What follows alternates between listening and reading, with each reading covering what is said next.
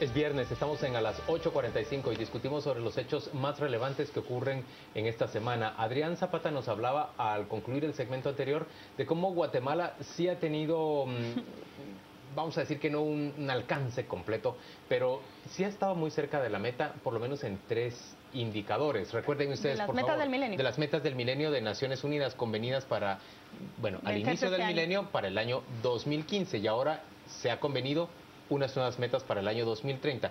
Pero a ver, Carmen, en las que Guatemala ha tenido mejor... Yo me recuerdo que era en mortalidad infantil y materna, en educación, creo que alfabetismo.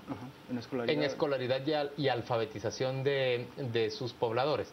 Esas son en las que 15% de logro, según CGPlan. Sí. 15% de logro en las metas. Son las metas en las que quedamos mejor planteados. Que cumplimos. Pero ahora, menos peor. Menos mal. Por lo menos cumplimos. Ahora Guatemala se ha vuelto a comprometer a las metas del milenio que están, perdón, a las metas del milenio también del desarrollo sostenible para el año 2030, porque el vicepresidente de la República, Alfonso Fuentes Soria, viajó hacia la ciudad de Nueva York. En realidad hubiera querido ir en su lugar el presidente Maldonado Aguirre, pero tuvo ese percance en las gradas de la Casa Presidencial por contestar el teléfono mientras daba el paso y se lastimó una de las rodillas. Ya sabe usted que él pasó por una intervención quirúrgica.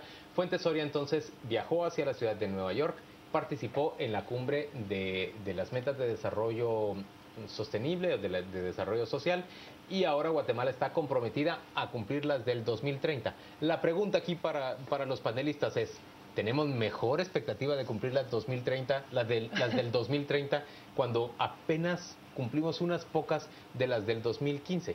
Si seguimos con la manera de hacer gobierno cada 4 años, no, porque no hay continuidad de los programas. Cada uno llega con su receta de agua azucarada para salir de la pobreza, para mejorar la educación, la salud, y se empieza de cero. No hay continuidad ni del personal, ni de las políticas, ni de los programas. No se mejora porque no se termina lo que se empieza. Y lo que se empieza de una manera en que no se asignan todos los recursos, el presupuesto y todas las acciones. Miren el fraude del Plan Hambre Cero. Era como toda una pantomima en el 2012 de decir todo el Ejecutivo lo apoya. Se involucra en la lucha contra la desnutrición. Se fueron a pasar un fin de semana con gente que no tiene que comer. ¿Y al final en qué se tradujo eso? Se murieron 158 niños el año pasado.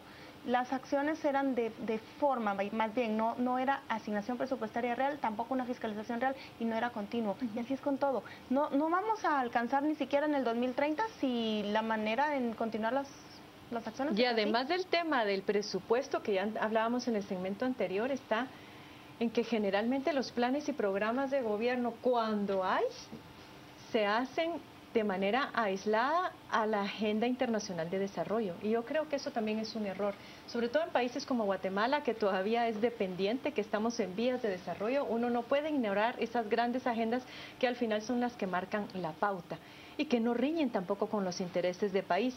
Yo no sé hasta dónde realmente la propuesta de gobierno de doña Sandra Torres o de don Jimmy Morales en alguna medida se basó o tomó en cuenta esta agenda internacional de desarrollo, que dicho sea de paso me gustaría resaltar que tuvo una novedad en esta ocasión, que fue con base a una encuesta. Yo no sé si a ustedes les llegó, pero fue una encuesta que se estuvo difundiendo por varios medios y en los cuales las personas podían decir cuáles eran los temas de interés o de mayor preocupación para el desarrollo del país. Entonces se valoró también la participación de los habitantes de los países que están, digamos, ahora enfocándose y que van a firmar el día de hoy este compromiso.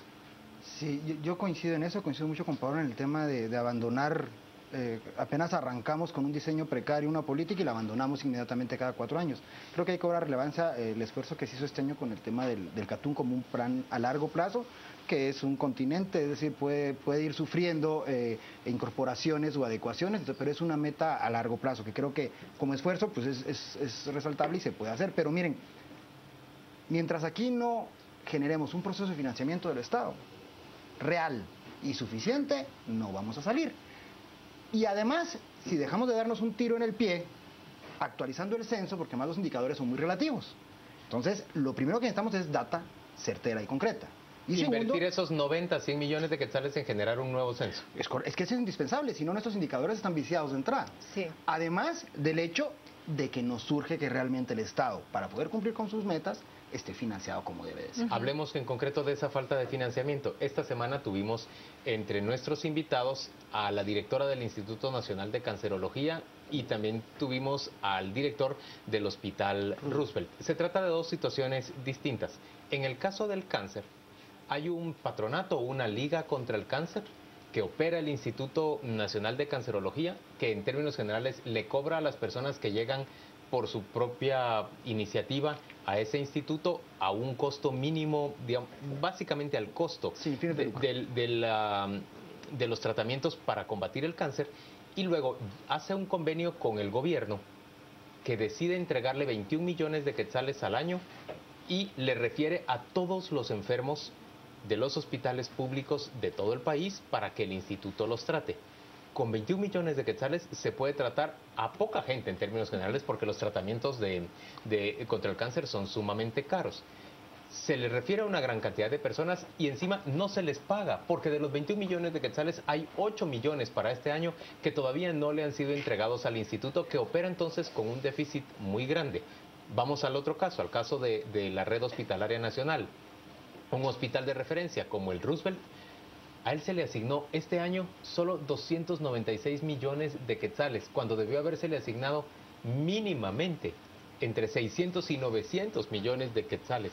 Los 290 y pico que le entregaron para este año se los gastaron en el primer cuatrimestre y han debido ir pidiendo ampliaciones de presupuesto para poder seguir atendiendo, pero la precariedad que se vive en el Roosevelt, y esto pues no nos deja mentir nadie prácticamente, además del robo hormiga, además de la mala administración de recursos, todo lo que ustedes quieran, la precariedad que se vive en el hospital. ¿A qué meta nos vamos a comprometer, Carmen, si ni siquiera mantenemos nuestras instituciones apropiadamente? Yo le quiero dar otro caso, Adrián, para que puntualice lo que estaba planteando, porque también Prensa Libre, no sé si vieron la nota de hoy, que bolsas... ¿cómo se llama el programa que sustituyó a MIFAPRO?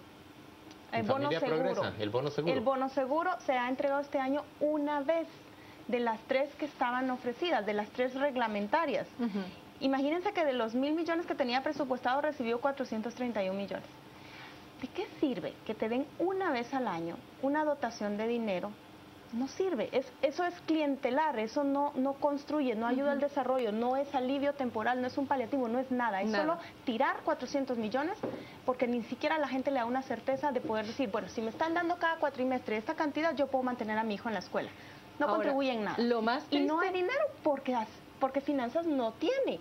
Y cuando recuerdan que el presidente ofreció 5 bonos, 5 entregas, y de esa da una, uno se pregunta, entonces tampoco ayuda tampoco sirve para los programas sociales, no sirve para los hospitales, no sirve para el cáncer, no sirve para nada. Por eso es volver al tema de la necesidad de decir cómo vamos a corregir el problema de fondo. Y ahí sí me ha parecido muy triste, la verdad es muy triste, sí y no, ver en las redes sociales esa petición permanente a la caridad ciudadana, a las donaciones, para que den curitas, para que den Winasor, para que den cualquier cantidad de insumos médicos. Yo digo, bueno, eso habla bien también de los guatemaltecos que apoyan este tipo de medidas. Nos decía el ministro que a pesar de esta crisis y que no han llegado los recursos, el personal médico pues se ha cuadrado, ha tratado de sacar la tarea adelante con lo que tienen, y por eso es que las emergencias de los hospitales no han cerrado todavía. Yo creo que eso es de valorar, pero no podemos caer en ver esto como normal y únicamente funcionar con base a ese tipo de donaciones.